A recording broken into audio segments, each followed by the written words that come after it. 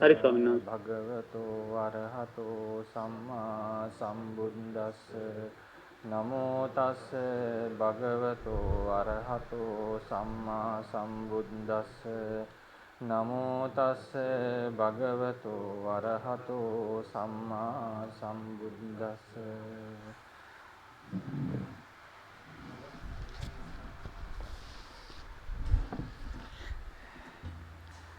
ගෞරවනීය ස්වාමීන් වහන්සේලා වරක් ප්‍රමුඛ මහා සංඝරත්නයේ අවසරයි.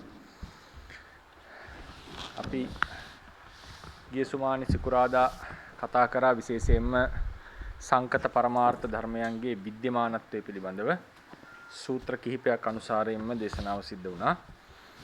අද අපි කතා කරන්නට යන්නේ මේ සංකත පරමාර්ථ ධර්මවල තියෙන තවත් ලක්ෂණ කිහිපයක්. අපි දැන් පරමාර්ථ ධර්මවල ලක්ෂණ වශයෙන් අපි කීපයක් කතා කරා.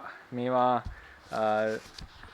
සහජාත ධර්ම සමග හටගන්න දේවල් නේද? සහජාත ධර්ම සමග හටගන්නවා. ඒවා සාමාන්‍යයෙන් අපිට දැනගන්නට පුළුවන්, ඒවා අත්දකින්නට පුළුවන්. මානසිකව බෙදාගෙන යනකොට අපිට තවත් බෙදිය නොහැකි ධර්මයේ පරමාර්ථය කියලා කතා කරා. ඊට පස්සේ පරමාර්ථ ධර්මයකට Tamanටම ආවේනික වෙච්ච ලක්ෂණයක් තියෙනවා. ඒවා වගේ සංඛ්‍යා අපි කතා කරා. සිතක්, චෛතසික 52ක්, රූප 18ක් කියලා. ඊළඟට ඒවට ද්විතීක ලක්ෂණක් තියෙනවා කියන එක අපි කතා කරා. ඊළඟට මේ පරමාර්ථ ධර්මයෝ දේවල් නෙවෙයි කියන එක අපි කතා කරා. දේවල් ද්‍රව්‍ය නෙවෙයි, ගති ස්වභාව. පරමාර්ථ ධර්මයයි ගතියයි කියන එක සර්ව සමානයි කියලාත් අපි කතා කරා. ඊට පස්සේ අවසාන දවසේදී අපි කතා කරේ සිකුරාදා පරමාර්ථ ථේරවාද ශාසනයේ හැටියට පරමාර්ථ ධර්මයෝ විද්‍යමානයි. මොහොතක් හරි නමුත් විද්‍යමානයි. ඒවා හිතේ හටගන්න දේවල් නෙවෙයි කියන එක අපි විශේෂයෙන් මතක් කරා. ඊළඟ අද කතා කරන්නට යන්නේ මේ පරමාර්ථ ධර්මවල තියෙන සංකත ස්වභාවය පිළිබඳව ටිකක් කරුණු ටිකක්. සංකත ලක්ෂණය පිළිබඳව. අපි දන්න ප්‍රසිද්ධ සූත්‍ර දේශනාවක් තියෙනවා. අංගුත්තර නිකායේන තික නිපාතේ සංකත ලක්ෂණ සූත්‍රය කියලා. මේ සංකත ලක්ෂණ සූත්‍රයේදී බුදුරජාණන් වහන්සේ දේශනා කරනවා තීනිමානි භික්ඛවේ සංකතස්ස සංකත ලක්ෂණානි. මහණෙනි, සංකත ධර්මයකගේ ලක්ෂණ තුනක් පෙන්වනවා. මොනවද ඒ තුන? උපාදෝ පඤ්ඤායති, ඉපත්මක් පේනවා, පණවන්නට පුළුවන්. වයෝ පඤ්ඤායති, බිඳීමක් පණවන්නට පුළුවන්. තිතස්ස අඤ්ඤ තත්තං පඤ්ඤායති. මම හිතන්නේ අද හෑන්ඩ් අවුට් එකක් අපි දුන්නා. මෙතන ඉන්න පිරිසට ඒක මේ ෆොටෝකොපි කරලා සිංහලෙන් මම හිතන්නේ හෑන්ඩ් අවුට් එකක් බෙදා දුන්නා, ෂෙයා කරා. මම හිතන්නේ WhatsApp group එකේ හැමෝටම ලබා ගන්න පුළුවන් වුණාද දන්නේ නැහැ. ඒකේ මේ සූත්‍ර පාඨය සඳහන් වෙලා තියෙනවා. සංකත ලක්ෂණ සූත්‍රයේදී මෙතන ඉන්න අයට ඒක ස්වයංනාස කෙනෙක් ෆොටෝකොපි එක අරන් එයි. එතකොට මේ සූත්‍රයේ හැටියට අපි ඒක ලිව්වොත් තීනිමානි භික්ඛවේ සංකතස්ස සංකත ලක්ෂණානි කතමානි තීනි කවරද්දී තුන උපාදෝ පඤ්ඤායති වයෝ පඤ්ඤායති තිතස්ස අඤ්ඤ තත්තං පඤ්ඤායති.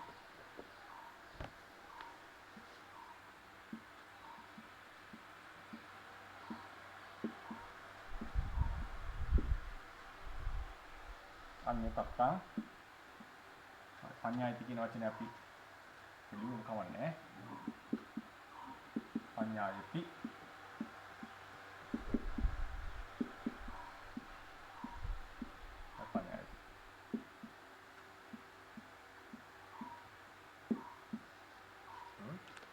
කන වෙනවා කියන එකයි මේ කියවන්නේ. ඒ කියන්නේ විද්‍යමාන වෙනවා, දකින්නට පුළුවන් කියන එකයි මේකේ අදහස.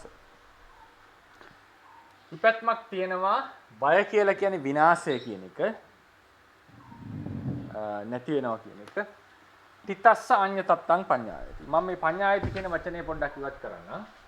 මොකද හේතුව මේ අපිට තේරෙනවා. මෙතන පද හතරක් තියෙනවා. උපාදෝ වයෝ තිතස්ස කියලා කියන්නේ සිටින්නා වූ කෙනා ඔහුගේ ඒ සංකත ධර්මයාගේ තිත අඤ්ඤ තත්ත පද හතරක් තියෙනවා. අඤ්ඤ තත්ත්ව කියන්නේ වෙනස් වීම කියන එක. සංකත පරමාර්ථ ධර්මයන්ගේ මේ ලක්ෂණ ටික දකින්නට පුළුවන්. මෙතන ප්‍රධාන වශයෙන් මේ ලක්ෂණ වලට කියනවා සංකත ලක්ෂණ කියලා. සංකත ලක්ෂණ.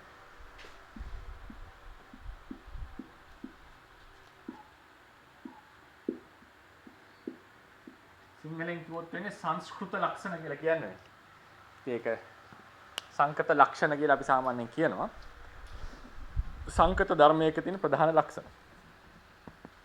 මෙතන ප්‍රධාන ලක්ෂණ තුන තමයි ඉපැත්ම. ඉපැත්ම කියලා කියනවා ඉපදීම. ඒකට පාලියෙන් කියනවා ಜಾති කියලා. ඉපැත්මනේ ಜಾති කියලා. පහළ වීම. මොකද්ද නැති දෙයක් අලුතෙන් පහළ වෙනවා කියන එක තමයි ඉපදෙනවා කියලා කියන්නේ. ඊට පස්සේ නම් වය කියන්නේ විනාශය. ඒකට කියනවා මරණ කියලා. නැත්තම් භංග කියලා කියනවා. ඉපදීම උපාද ಜಾති උපාද උදය ඔය වචන ඔක්කොම රියම කියවෙන්නේ දුව පේන්න තියෙන්නේ. පේන්නද? උදය. මෙහාම එකෙම කියවන්නේ ඉපදීම කියලා. විනාශය, මරණය, භංගය මේ වචන වලින් කියනවා. ඒ තුන්වෙනි එක තමයි අඤ්ඤ තත්ත්වය. අඤ්ඤ තත්ත්වය කියලා කියන්නේ ඒක පාලි වචනයෙන්ම ලිව්වොත් අඤ්ඤ තත්ත්ව. ඒ කියන්නේ වෙනස් වීම. මේකට අපි පාලියෙන් කියනවා ජරා. ජරා. ජාති, ජරා, මරණ. මේ තමයි සංකත ලක්ෂණ තුන. ඉපදීම, දිරීම, බිඳීම. නැත්නම් විනාශය. සිංහලෙන් සාමාන්‍යයෙන් කියනවා බිඳීම කියලා නේද? විනාශයට වඩා හොඳයි අපි කියනවා නම් බිඳීම කියලා කියමු. දෙකම හරි. හරි. ඉපදීම බිඳීම කියලා නේ කියන්නේ. ඉපදීම, බිඳීම, විනාශය. ඊට පස්සේ දිරීම. දිරීම. මේක අපි වෙනස් වීම නැත්නම් දිරීම කියලා කියන්නේ. මේ තමයි සංකත ලක්ෂණ තුන. ಜಾති අපි සාමාන්‍යයෙන් මේක විවහාර කරන්නේ. සාමාන්‍ය විවහාරේ ಜಾති, ජරා, මරණ. හට ගන්නා වූ සෑම ධර්මයකම මේ ලක්ෂණ තුන විද්‍යමානයි. ಜಾති, ජරා, මරණ. මේ පාඩය ඇතුලෙන් තව දෙයක් කියවෙනවා. දැන් මෙතන කරුණු තුනයිනේ උපාදේ වය අඤ්ඤ තත්ත්වය. ඉපදීම, බිඳීම, අඤ්ඤ තත්ත්වය වෙනස් වීම. මෙතන තව එකක් කියවෙනවා තිතය කියලා. තිත.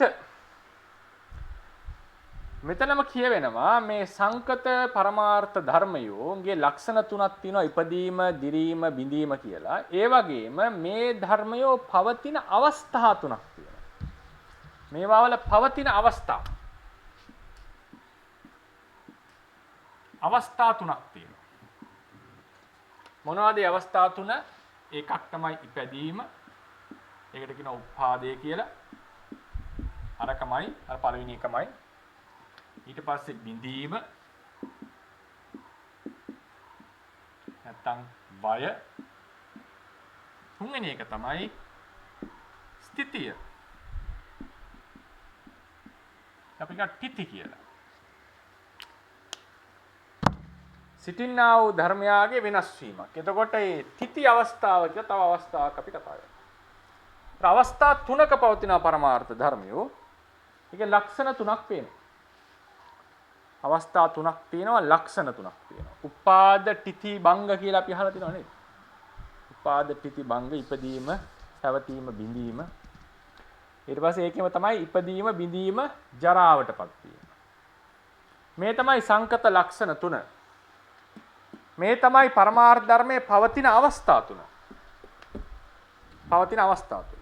ඒ සාමාන්‍යයෙන් පේනවා ඇති ඉපදීම මේකෙත් තියෙනවා, මේකෙත් ඉපදීම තියෙනවා. එහෙනම් මේ දෙක සමානයි.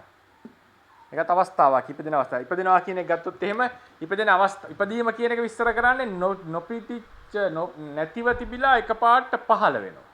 පාතු බුත වෙනවා. ඒ අවස්ථාවට කියනවා උපාදක්ෂණය කියලා. උපදින අවස්ථාව කියලා. තිබ්බ ධර්මයක් සම්පූර්ණයෙන් නැති වෙනවා, විනාශ වෙනවා. ඒක කියනවා භංගය කියලා. ඒ කාලයට ඒ ගත වෙන මොහොතට කියනවා භංගක්ෂණය කියලා. අවස්ථාවක් කියලා. ඉතින් මේක ඕන්න අපිට සමාන කරන්නට පුළුවන්. ඊට පස්සේ තිතිය කියලා කියන්නේ ඒක පවතින අවස්ථාව. ඒ පවතින අවස්ථාවේ ජරාව කියලා කියන්නේ දුර්වල වීම කියන එක. දැන් ජරාව කියනකොට දිරීම කියනකොට අපිට සාමාන්‍යයෙන් එන්නේ කෙස් සුදු වෙනවා, ඇඟ රැලි වැටෙනවා නේ. ඒක නේ අපිට දැනෙන්නේ. මේකට කියනවා ප්‍රකට පිච්ච ජරා. ඒ කියන්නේ මතු පිටට පෙනෙන ජරා. ඇත්තටම ඇඟ රැලි වැටෙනවා, කෙස් සුදු වෙනවා කියලා කියන්නේ ජරාවේ සලකුණු. ජරාවේ සලකුණු තමයි ඇඟ රැලි වැටෙනවා, කෙස් සුදු වෙනවා කියලා කියන්නේ. ඇත්තටම සන්තතියක් වශයෙන් මනුස්ස ශරීරය ගත්තම ජරාවටපත් වෙනවා කියන එක ක්‍රම දෙකකට අපි කියනවා. කීපයකට කියනවා. අපේ ශරීරේ රූප කලාප වැඩෙනවානේ, අලුතෙන් හට ගන්නවානේ, වර්ධනය වෙනවානේ. ඒකනේ පොඩි ළමයා වර්ධනය වෙන්නේ. එතකොට කාලයක් ගිහිල්ලා මේ අලුතෙන් හටගන්න රූප කලාප ප්‍රමාණය අඩු වෙනවා. එතකොට අපේ ශරීරයේ කුෂ වෙලා, පොඩි වෙලා, වයස යනකොට ඉන්නේ මහත් වෙන්නේ නැහැ. වයස එක කාලයක් මහත් වෙලා සායි කෙට් වෙනවනේ. කුෂ වෙන්න පටන් ගන්නවා. ඊට පස්සේ පස්සේ පහළ වෙන රූප කලාපය දුර්වල වෙලා පහළ වෙන්නේ. ශක්තිමත් බවින් අඩුයි. එකක් තමයි වැඩෙන එකතු වෙන රූප කලාප ප්‍රමාණය අඩු වෙනවා. ඊට පස්සේ පරම්පරාවේ පස්සේ පහළ වෙන රූප කලාපය දුර්වල වෙනවා. නිකන් බලහීන වෙනවා කියලා. මේ දෙක තමයි සාමාන්‍යයෙන් අපි මිනිස්සෙක් දිරනවා, දුර්වල වෙනවා කියලා අපි අදහස් කරලා තියෙන්නේ. අපි සාමාන්‍යයෙන් ජරාවට වයසට යනවා කියන එක. එතකොට ඒකේ වෙන ලක්ෂණ මොනවද? ඇඟ රළු වැටෙනවා නේ, ඇඟ රැලි වැටෙනවා, කෙස් සුදු වෙනවා, දත් හැලෙනවා. මේ වගේ ලක්ෂණ ටික ටික පේන්නට පටන් ගන්නවා.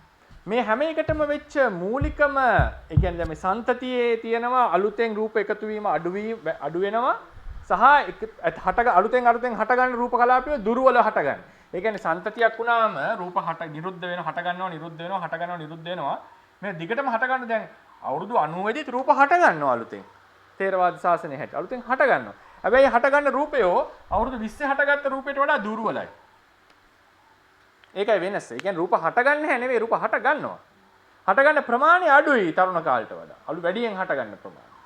සහ පස්සේ හට ගන්න රූපය දුර්වල වෙලා හට ගන්න. ඕක තමයි සාමාන්‍යයෙන් මිනිස්සෙක් වයසට යනකොට වෙන ක්‍රියාවලිය. මේ මෙතන අපි කතා කරන්නේ විශේෂයෙන්ම සාමාන්‍යයෙන් අපි ජරාව කියලා ගත්තම අපි කතා කරනවා මේ හටගත් ධර්මයක් සනිකව බිඳෙනවා. අපිට ජරා වර්ග කීපයක් තියෙනවා. ඒක මම කතා කරනවා අපි මේ ප්‍රත්‍යායත්ත භාවය කියන මාතෘකාවටට ආවම ජරාව දිරීම කියන එක වෙනම මාතෘකාවක්. ඒක පිළිබඳ ථේරවාදයේ ඇතුලේ මත තියෙනවා. අදහස් තියෙනවා. ඒක මම පොඩ්ඩක් කරුණු ටිකක් මෙතන කියන්නම්. සමහර ටීකාචාරීන් වහන්සේලා අතර අදහස්. මේකට හේතු යුක්ති තියෙනවා ත්‍රිපිටකේ. නිකන් කියපු අදහස් නෙවෙයි. හේතු යුක්ති තියෙනවා. ඒක ගැන මත පරස්පරයක් තියෙනවා මේවල.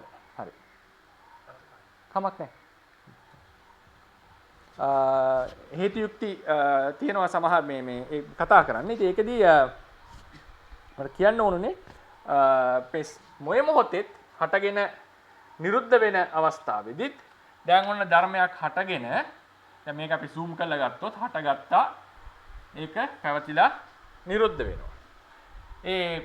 දැන් උදාහරණයක් මේ ධර්මයක් මේක ඇඳ මේ මම මේ කියන්නේ ඒ ධර්මයේ තියෙන ශක්තිය ගැන මම කතා කරන්නේ. මේක මීට වඩා ඩයග්‍රෑම් එක වෙනස්ව අඳින්නට ඕනේ හරියට අපි හැන්දුත් මම නික දල වශයෙන් මේ කියන්නේ. ඒකේ ධර්මයක් ශක්තිමත් වෙලා හටගෙන දුර්වල වෙලා විනාශ මුඛයට යනවා. හරිනේ විනාශ මුඛය. එතකොට මේ හටගන්න ධර්මයේ දැන් උදාහරණයකට ධර්මයක් හටගන්නකොට එක පාට සම්පූර්ණයෙන් පාතු භූත වෙනවා. ඒ කියන්නේ ටික මේ අර වර්ධනය වෙනව නෙවෙයි. එක පාටම හට ගන්නවා රූප කලාපේ. පැලපිලා කාලයක් තිබිලා එයා එක පාට නිරුද්ධ වෙන්නේ. ටික මේ ෆේඩ් වෙලා යනවා වගේ එකක් නෙවෙයි මේ හට ගන්නවා. නැති දේ එක පාට හටගෙන පැවතිලා එක පාට නිරුද්ධ වෙනවා. මේ අතර කාලයේදී මොකද වෙන්නේ? මෙයාගේ දිරීමක් තියෙනවා. දිරීම කියලා කියන්නේ සනික දිරීම කියලා කියන්නේ. සන්තති දිරීම නෙවෙයි. සන්තති දිරීම අපි විස්තර කරේ එකතු වෙන රූප කලාප අඩු වෙනවා පස්සේ හට ගන්න රූප කලාප දුර්වල වෙනවා කියලා. සනික දිරීමේදී මොකද වෙන්නේ? මේ ධර්මයට පැවතිය හැකි තව දුරටත් පැවතිය හැකි හැකියාව අඩු වෙනවා. එයාට මේ ඒක කිව්වොත් එහෙම මේ විද්‍යමාන ලෙස පැවතිය හැකි හැකියාව අපි කියන ability to exist පවතින්නට පුළුවන් හැකියාව දුර්වල වෙනවා. ඊළඟට මේ එක පාට නැති වෙලා යනවා. බංගක්ෂණයේදී සම්පූර්ණ නැති වෙලා යනවා. ඉතින් මේ නිසා මේ අලුතෙන්ම හටගෙන පැවතිලා එකපාරට නැති වෙනවා. මේ කාලේදී මෙයාට පැවතීමේ හැකියාව අඩු වෙනවා. එහෙනම් පඨවි ගති අඩු වුණා නෙවෙයි. ආපෝ ගති අඩු වුණා නෙවෙයි. ඒ වගේ ඒ ගති ස්වභාවයේ අඩුවක් වෙලා නෙවෙයි මේ වෙන්නේ. තවදුරටත් පැවතීමට තිබුණා නම් යම් හැකියාවක් ඒක තමයි දුර්වල වෙලා යන්නේ. ඒ අඩුවීමට කියනවා අඤ්‍යතත් වෙනස් වීමක් කියලා අපි කියනවා.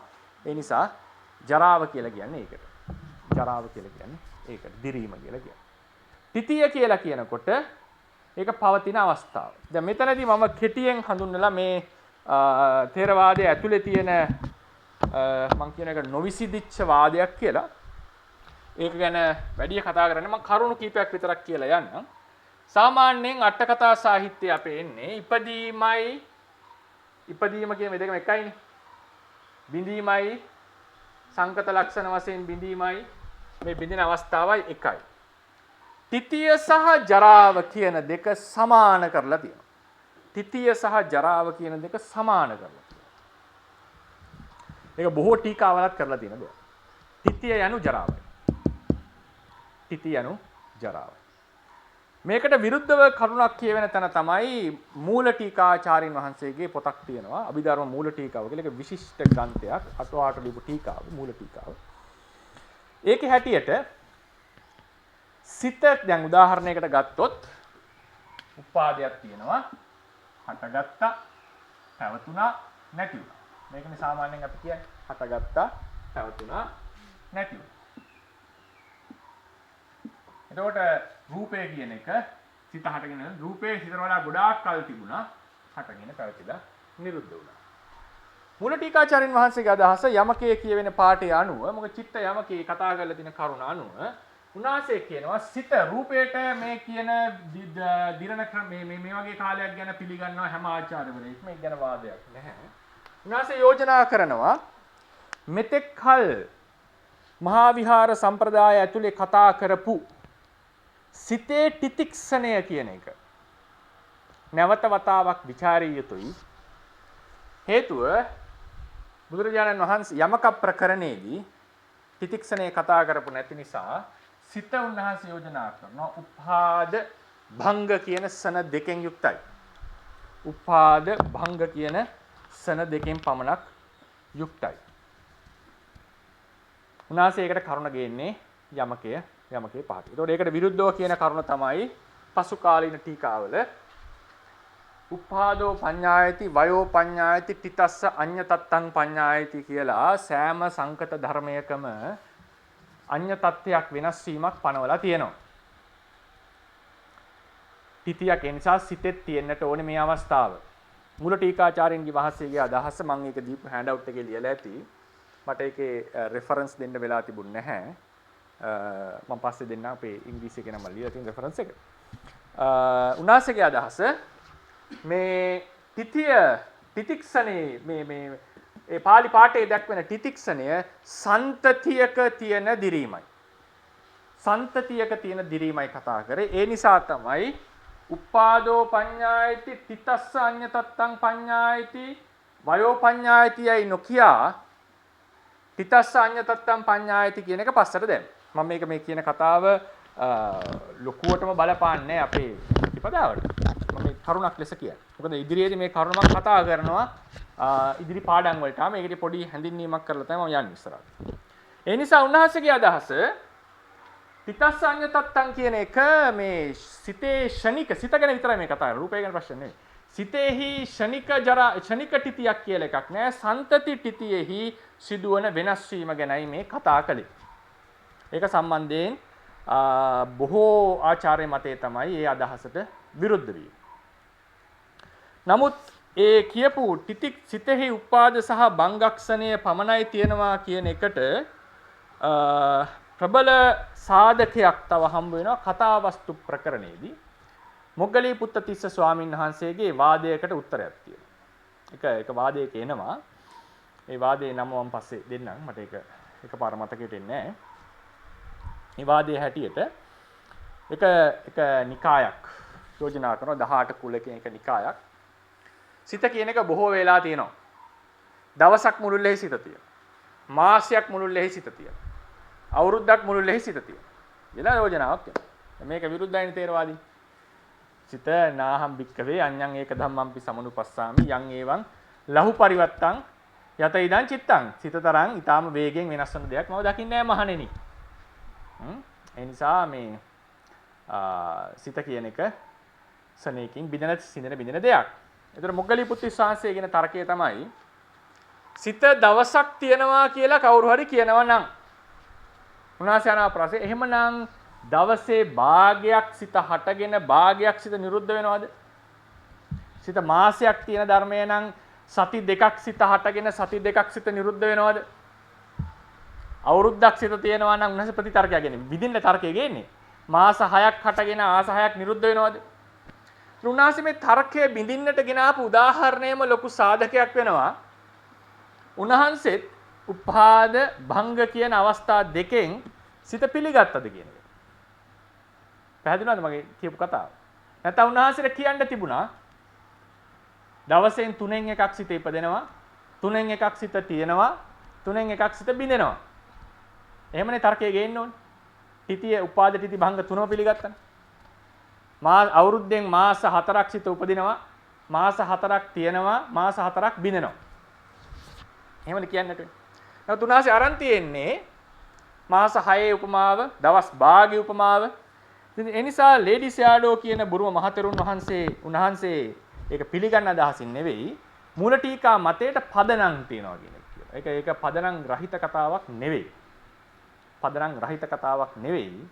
කතා වස්තුවේ සන දෙකක මත ඉඳලා කතා වස්තුව ලිව්වා වගේ හැඟෙනවා. ඉස්තිර කරමින් කියන කතාවක් නෙවෙයි. සාමාන්‍යයෙන් අද අපි එතකොට ඒකේ හැටියට සිතේ දැන් ඒතකොට බාධයක් තියෙනවා සිතේ තියෙන උපාදයයි භංගයයි විතරයි. නමුත් බුදුරජාණන් වහන්සේගේ දේශනාවක් තියෙනවා සෑම සංකත ධර්මයකටම ඉපදීම් බිඳීම් දිරීම් තියෙනවා කියලා. එතකොට මූල ටීකාචාර්යින් වහන්සේගේ යෝජනාවක් තමයි මේ කතා කරේ සන්තති ජරාව ගැන. නමුත් අපිට සාමාන්‍යයෙන් හිතනවා සෑම ධර්මයක උපාද තිති භංග තිබිය යුතුයි. දිරීමක් තියෙනවා. ඒකට තියෙන ආචාර්ය තව ආචාර්ය මතයක් තමයි. ඒකත් මම හෑන්ඩ් අවුට් එකේ දීලා ඇති ෆුට් නෝට් එකේ දීලා ඇත්තේ. තව ආචාර්ය මතයක් තමයි තිතිය කියලා කියන්නේ උපාදයයි භංගයයි අතර තියෙන වෙනම කාලයක් නෙවෙයි. මුළු ධර්මයේම පැවැත්මට කියන්න පුළුවන් තිතිය කියලා. මොකද හේතුව ඒක හදලා තියෙන්නේ ථා කියන ධාතු වෙන්නේ. සංස්කෘතයෙන් ස්ථා කියන ධාතුව. පාලියෙන් ථා. එතකොට මේ ථා කියන ධාතුවේ තිට්ඨති කියලා හදන්නේ අපි. ඒකේ මෙනවා තිති කියලා වචන. ථාති කියලා වචන. මේ වගේ වචන හැදෙනවා මේකෙන්. මේකෙන් කියවෙන්නේ හිටගෙන ඉන්නවා සාමාන්‍යයෙන්. තව එකක් තමයි ගමන නවත්වනවා. දැන් උදාහරණයකට ඉඳගත්ත මිනිස්සයා හිට ගන්නවා කියන්නේ කය කෙලින් කරාගෙන. ඇවිදින මිනිස්සයා හිටගත්ත කියන්නේ මොකද? ගමන නවත්වනවා කියන එක. නේද? හිටගත්ත ඇවිදින මිනිස්සෙක් හිටගත්ත කියන්නේ ගමන් ගන්න එක නවත්වනවා කියන එක. එනවා තා කියන ධාතුවේ තියෙනවා ගමන නැවැත්වීම කියලා අර්ථය. ඉඳගෙන ඉන්න මිනිස්සයා කෙලින් වෙනකොට ඒක ඇඟ කෙලින් කරානේ. එතකොට හිටගත්තා කියලා. මේ වගේ ඔක භාෂාවේ එක එක අර්ථ ගන්නට පුළුවන්. ඉතින් මොනවද තිට්ඨති කියන එකේම තව අර්ථයක් තමයි exist කියන එක. විද්‍යමානයි, පවතිනවා කියන එක. පවතිනවා කියන එක.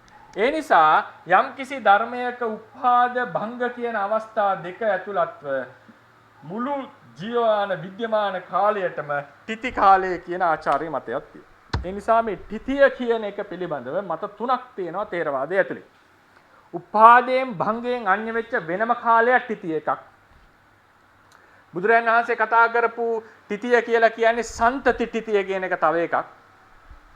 ඒ කියන්නේ ඒකෙදි සිතට විතරයි ප්‍රශ්නේ. රූපයට තිතිය පිළිගන්නවා සනේක ඇතුළත. ඊළඟට අනිත් එක තමයි යම්කිසි ධර්මයක පවතින මුළු කාලයටම තිතිය කියලා. එතකොට ඒකේ හැටියට පවතින මුළු කාලයේදීම ඒ ධර්මය දිරීමටපත් වෙනවා. ඒක ගැන මම වැඩි කාලයක් ගන්න යන්නේ නැහැ. මොකද ඒක දැන් මේ වෙලාවේ වැඩි කතා කරන්න සුදුසු දෙයක් නෙවෙයි. මම පොඩි හැඳින්වීමක් කරලා ගියේ ඉස්සරහට. මොකද සමහර තැන්වලදී මේ කතාව මාතෘකාව කතා කරන්නට වෙනවා. ඒකට ටික කාලයක් ගත්තා. නමුත් මේකෙන් කියන්නට ඕනේ මට වැදගත් වෙන කතාව තමයි මම මෙතනදී අටුවාවේ විදිහට මේක සමාන කරලා නෙවෙයි යන්නේ. මම යන්නේ තිතිය සහ ජරාව කියන එක දෙකක් කියන තැන ඉඳන් මම කතා කරන්නේ. තිතිය සහ ජරාව කියන එක දෙකක් කියන තැන ඉඳලා මම ඉදිරියට ගමන් කරන්නේ. මම හැම පෙන්නවා ජරාව සහ තිතිය කියන එක සමාන කරපු තැනක් තියෙනවා ථේරවාදී. ඒක තමයි පිළිගත් මතය, අටුවා මතය, පිළිගත් සම්ප්‍රදායයක. අපේ පොත්පත් පලා ලියවිලා තියෙන්නේ ඒ ක්‍රමයට සාමාන්‍යයෙන්. ඊට පස්සේ කියපු අදහසක් තියෙනවා. මම මෙතන ජරාව කියන එක දැන් මම මේ කතා කරන්නේ මෙහෙමයි. ඒක ඉදිරියේදී අපි ඔය ප්‍රත්‍යායත්ත කතාවේදී මේක දීර්ඝව කතා කරන්න වෙනවා. කොහොමද මේකේ මොකද්ද මේකේ පිටුපස තියෙන දර්ශනය, කවරක්ද ජරාව කියලා කියන්නේ, මොකද්ද ශක්තිය හීන වෙනවා කියලා කියන්නේ, කොහොමද ඒක ප්‍රායෝගිකව තේරුම් ගන්න කියන කතාව වෙනම මාතෘකාවක් වශයෙන් කතා මේක මෙතනට ගන්න සුදුසු නෑ. ඒතකොට දැනට මට කියන්න ඕන පණිවිඩය තමයි සංකත ධර්මයක ලක්ෂණ තුනක් තියෙනවා. ජාති, ජරා, මරණ. අවස්ථා තුනක් තියෙනවා. උපාද, තිති, භංග. ක්‍රම දෙකෙන්ම ගියත් ඒ අවස්ථාව වෙනවා. එක ක්‍රමයක් හැටියට උපාදයේ වෙනම කාලයක්, බිනීම වෙනම අවස්ථාවක්, තිතිය වෙනම අවස්ථාවක්. තුන්වෙනි ආචාර්ය මතයට හැටියට උපාදයයි වයයි කියලා දෙකක් තියෙනවා. උපාද වය ඇතුළුව මුළු කාලෙම තිතිය කියලා කියනවා. පැහැදිලිවද? දැන් උදාහරණයක් රූපයක් ගත්තොත් එහෙම රූපය හටගත්තා, පැවතුණා, නිරුද්ධ වුණා. මේක උපාදය, මේක වය, මේ මුළු කාලෙම තිතිය. හරිනේ? අනිත් මතය තමයි උපාදය, තිතිය. එතකොට මේක උපාදය, මේක වය, මේක පමණයි තිතිය. ඔය තමයි අදහස් දෙක. හරිනේ? සමහරවිට මුළු කියපු කරුණු වල ටිකක් කන්ෆියුස් වෙන්න පුළුවන් කෙනෙක්. මේක තමයි සාමාන්‍ය අදහස. ඉතින් ඊළඟට මෙතන තියෙනවා ලක්ෂණ තුනක් සහ අවස්ථා තුනක්. ලක්ෂණ තුනක් සහ අවස්ථා තුනක්.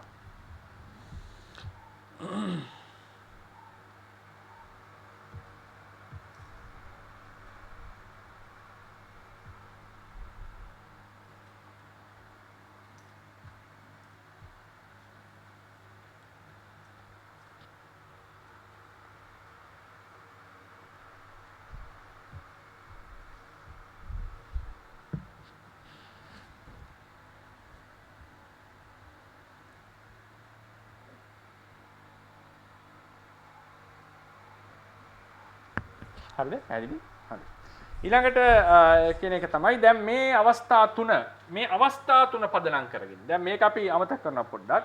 ජාති ජරා මරණ කියන අවස්ථා අමතක කරලා උපාද තිති භංග කියන අවස්ථා තුනෙන්. ජාති ජරා මරණ කියන ලක්ෂණ තුන අපි අමතක කරලා උපාද තිති භංග කියන අවස්ථා තුන පදනම් කරගෙන දැන් අපි තව ලස්සන අවශ්‍ය දාර්ශනික තේරවාදයේ තියෙන ඉතා වැදගත් අදහසකට අපි එනවා. මොකද්ද? තේරවාදයේ තියෙනවා ධර්මවල කාල බෙහෙදය කියලා එකක්. ඔය කිනුත් අහලා ඇති ස්වාමීන් වහන්සේලා කාල බෙහෙදය.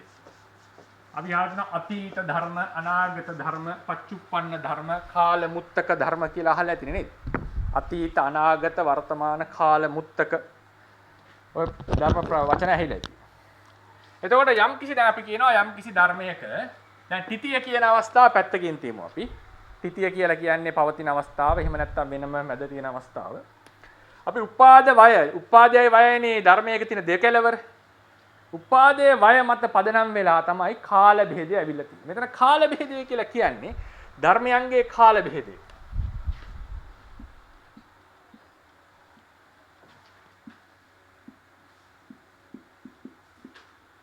කාල බෙහෙදය. මෙතන කාල කියලා කියනකොට අපි අතක තියාගන්න ඕනේ ප්‍රධානම දේ තමයි අපි සාමාන්‍ය ජන විවහාරයේ තියෙනනේ කාලය කියලා එක. කාලය කියලා එක. මේ කාලය කියන එක අර්ථකථනය කරන්න පුළුවන්. හරි අමාරුයි. මොකද්ද කාලය? කාලය ගෙවෙනවා. කාලය යනවා. හරිනේ මම අහුවොත් මොකද්ද වර්තමාන කාලය කියලා හරි කියන්න අමාරුයි. ඉතින් මේ මොහොත ඒක තත්පරයක්ද, මිලි තත්පරයක්ද, නැනෝ තත්පරයක්ද? මේ දෙක කියන්න අමාරුයි. ඒක ඊටාම පෙන්වන්න අමාරු දාර්ශනික අදහස. ඒකට කියන now, the idea of now කියලා. ඒක විසඳ ගන්න හරි අමාරු අදහසක් මේ කාලය කියන අදහස. මේ දාර්ශනික කතාව නෙවෙයි බුදුදහමේ කාල බෙහෙදය කියලා කියන්නේ. ඒක හොඳට මතක තියාගන්න. ওই දාර්ශනික තේරුම් ගන්න අමාරු එක නෙවෙයි කාල බෙහෙද. මේක හරි සරල දෙයක්. බුදුදහමේ තියෙන කාල ධර්මයන්ගේ කාල බෙහෙද. ඒක පදනම් වෙලා තියෙන උපාදේ සහ වය පදනම් වෙලා. මොකද්ද උපාදේ කියන්නේ? නොතිබිච්ච ධර්මයක අලුතෙන් පහළ වීම උපාදේ. පැවතිච්ච ධර්මය සම්පූර්ණයෙන් නැති වී යාම වය භංගය. එතකොට මේ උපාද සහ වය කියන කරුණු දෙක පදනම් කරගෙන ධර්ම වර්ග තුනක් අපිට හමු වෙනවා.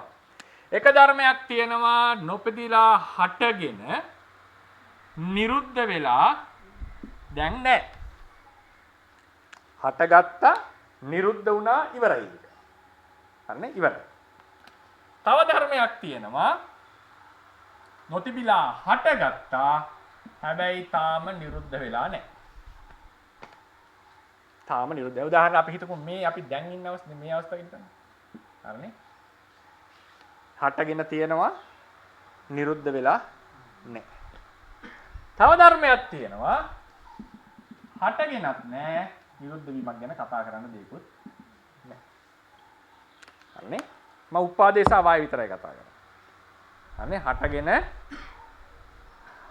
හටගෙන නිරුද්ධ වෙච්ච, හටගෙන තාම නිරුද්ධ නොවිච්ච, හටගෙත් නැති නිරුද්ධත් නොවිච්ච. මේ හටගෙන තාම නිරුද්ධ නොවුනා කියන වචනේ මම පොඩ්ඩක් සාමාන්‍ය විදිහට ඒක පොඩ්ඩක් ගැඹුරින් විස්තර කරන්නම් කරගෙන යනකොට යම්කිසි ධර්මයක් හටගෙන නිරුද්ධ වී යත්නම් නිරුද්ධ වුණා කියන හටගෙන තියනවා කියන එකයි.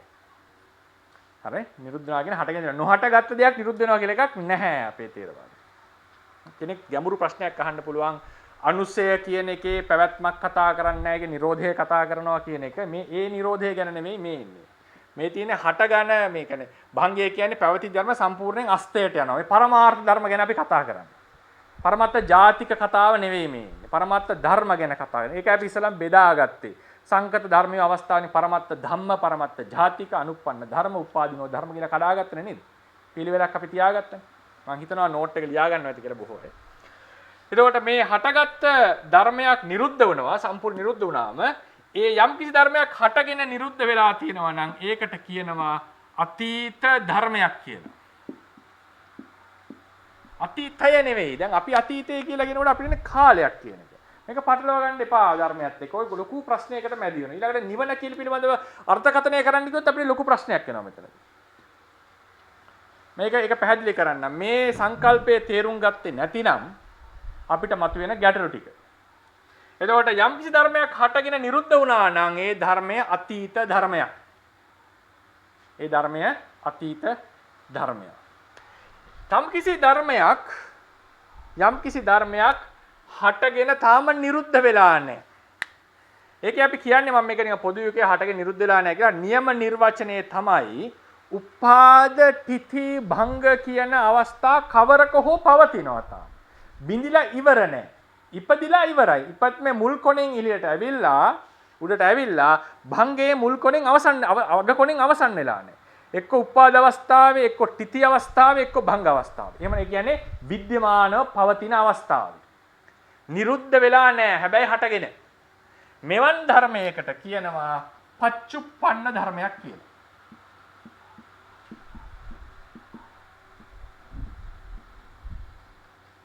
පච්චුප්පන්න ධර්මය. අතීත ධර්මය පච්චුප්පන්න ධර්මය. අතීත ධර්මය පච්චුප්පන්න ධර්මය. ආයක දෙන්න. අනේ අතීත ධර්මය පච්චුප්පන්න ධර්මය. උපාද තිති භංග කියන අවස්ථාවලින් කවර හෝ අවස්ථාවක පවතිනවා නම් ඒ ධර්මය පච්චුප්පන්න ධර්මය. යම්කිසි ධර්මයක් තාම ඉපදී නැතිනම් ඒ ධර්මයට අපි කියනවා අනාගත ධර්ම.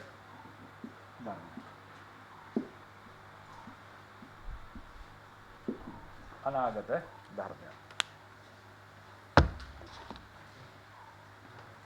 යම් ධර්මයක් හටගෙන තාම නැතිනම් ඒ ධර්මයට කෙනෙක් හිතෙන්න පුළුවන් මම ඇඳපු ක්‍රමත් එක්ක මේක මේ අනුප්පන්න ධර්මය ගැනද මේ කතා කරන්න කියලා.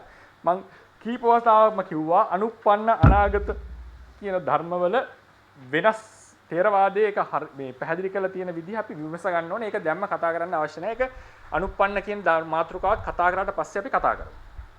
දැනට මම කියනවා මේක අනාගත ඒක ටික පැටලෙන්නට පුළුවන් ගොඩක් ගැඹුරින් හිතනකොට ඒ ගැන වද වෙන්න එපා. අනාගත ධර්මයක් කියලා කියන්නේ තාම ඉපැත්මටපත් නොවිච්ච ධර්මයක් කියන එකයි. මේ ධර්මය තාම ඉපදිලා නැහැ. ඒක අනාගත ධර්මයක් කියලා. එතකොට දැන් අපි නැවත එනවා. ඉපදිලා බිඳිච්ච ධර්මයට කියනවා අතීත ධර්මයක් කියලා. ඉපදිලා තාම බිඳුන්නේ නැති ධර්මයකට කියනවා බිඳලා ඉවර නැති ධර්මයකට කියනවා වර්තමාන ධර්මයක් කියලා. වෙන ක්‍රමයකට උපාදිතති භංග කියන කවර හෝ අවස්ථාවක පවතින ධර්මයකට කියනවා පච්චුප්පන්න ධර්මයක් කියලා. තාම නොයිපදිච්ච ධර්මයකට කියනවා අනාගත ධර්මයක් කියලා. දැන් ඔන්න මම මෙතන තියෙන ප්‍රශ්නේ මේකයි. මෙතන තියෙන කතාව වැදගත්ම නිවන සම්බන්ධයෙන් පිනුතුන් අහලා ඇති සායනසලා අහලා නිවන අකාලිකයි කියන්නේ. නේද? නිවන අකාලිකයි. සාමාන්‍යයෙන් අපිට හිතෙන්න පුළුවන් නිවන කිසිදු කාලයකට අයත් නැහැ කියලා. අර දාර්ශනික කාල කතාවත් එක්ක මේක පැටළුනොත් දාර්ශනික කාල කතාවත් එක්ක මේක පැටළුනොත් අපිට ලොකු දාර්ශනික කතාවකින් තමයි අවසන් කරන්නේ තේරෙන්නේ නැහැ මොකද්ද මේ කියන්නේ කියලා. සාමාන්‍යයෙන් නිවන කාලයකට බලංගු නැහැ කියලා කියනවා.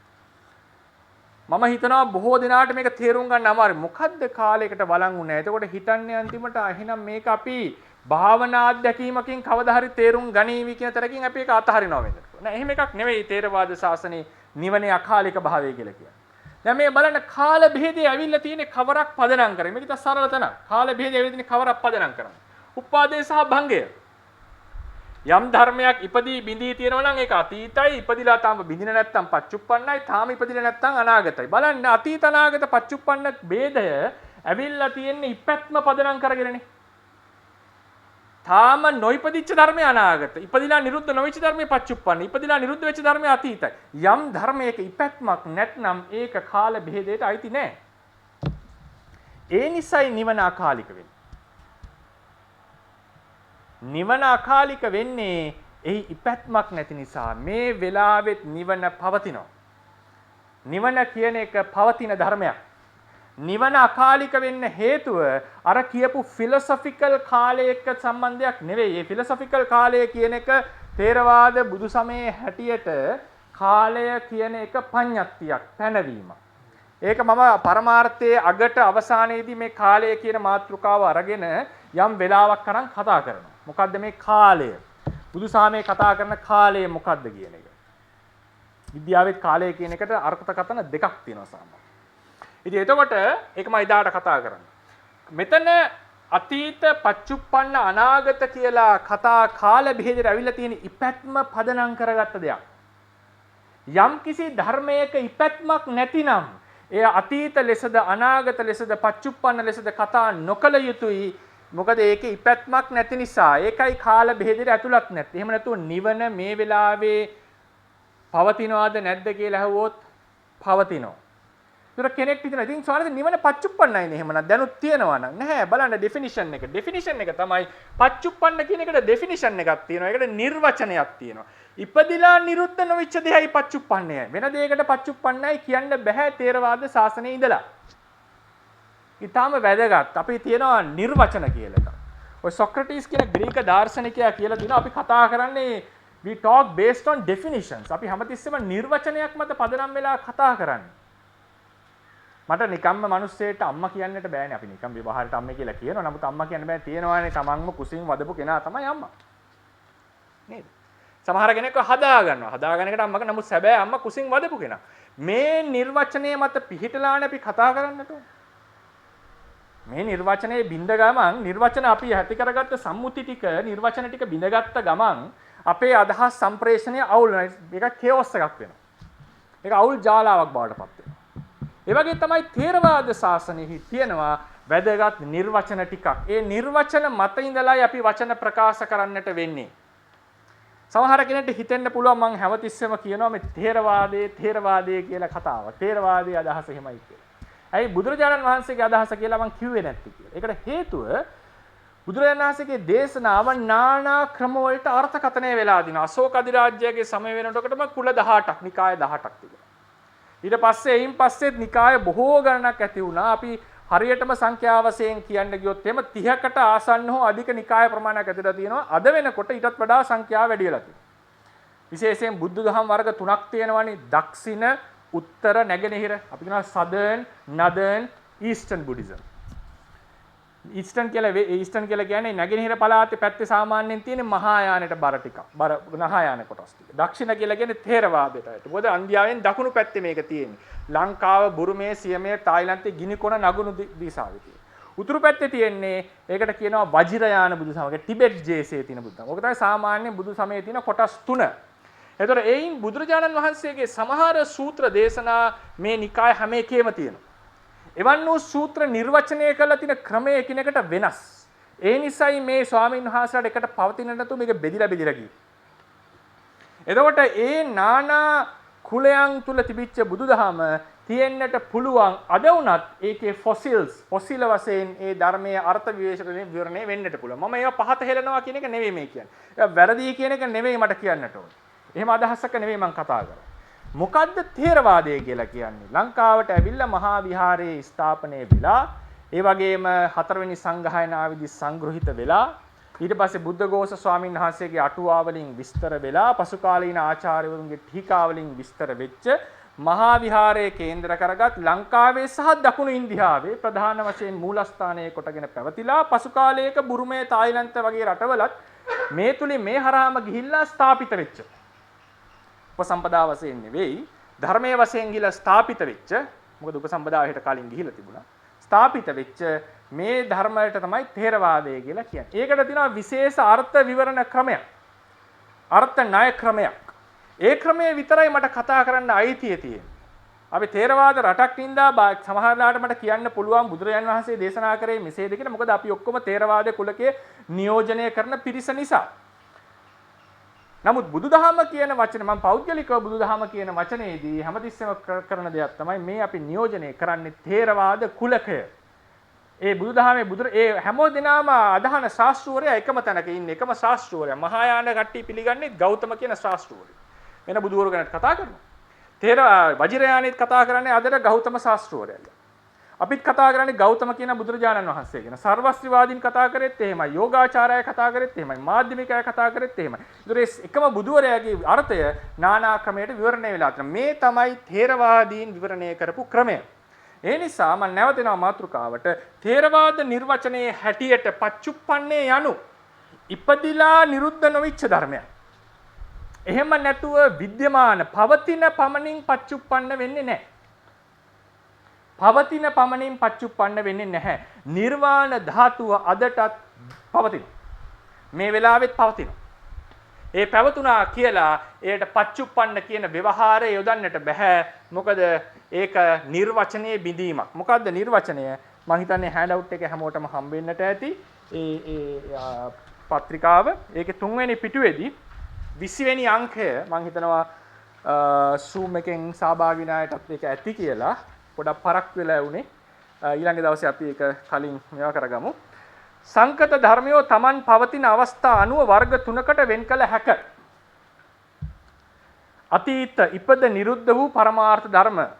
ඊට පස්සේ පච්චුප්පන්න ඉපද ඇතිමුත් තවමත් නිරුද්ධ න වූ පරමාර්ථ ධර්ම. අනාගත තවම නොයිපදුණු පරමාර්ථ ධර්ම. එහෙමනම් යම් ධර්මයකට ඉපැත්මක් නැතිනම් ඒ ධර්මය කාල මුක්තකයි. නිවන කියන එකට ඉපදීමක් නැහැ. හැබැයි නිවන පවතිනවා. කියමු විද්‍යමානයි කියලා. මම විද්‍යමාන කියන වචනේ අද පොඩ්ඩක් වෙනස් කරගන්නවා. අර්ථ කියන්නේ වෙනස් ලෙස ආදීන යොදන්න පටන් ගන්නවා. අපි දැනට කියමු විද්‍යමානයි කියලා පවතිනවා කියලා හිතන්න. නිවන පවතිනවා. හැබැයි ඉපැත්මක් නැහැ. ඒ නිසා අතීත අනාගත පච්චුප්පන්න කියන කාලත්‍රයට වැටෙන්නේ නැහැ. පඤ්ඤත්තිය කියන එක විද්‍යමාන පවතින ධර්මයක් නෙවෙයි. නමුත් ඒක අපිට වැදගත් හිතට අසු වෙන හිතෙන් ගොඩනගා ගන්න අදහසක්. ඒකෙත් ඉපැත්මක් පැවැත්මක් බිඳීමක් නැහැ. හිතේ ගත්ත ක්‍රමයනේ. ඒ නිසාත් අපි කියනවා පඤ්ඤත්තිය කාලමුත්තකයි කියලා. ඒ නිසා කාලමුත්තක වෙන්නේ අතීත ඉපැත්මක් නැති ධර්ම.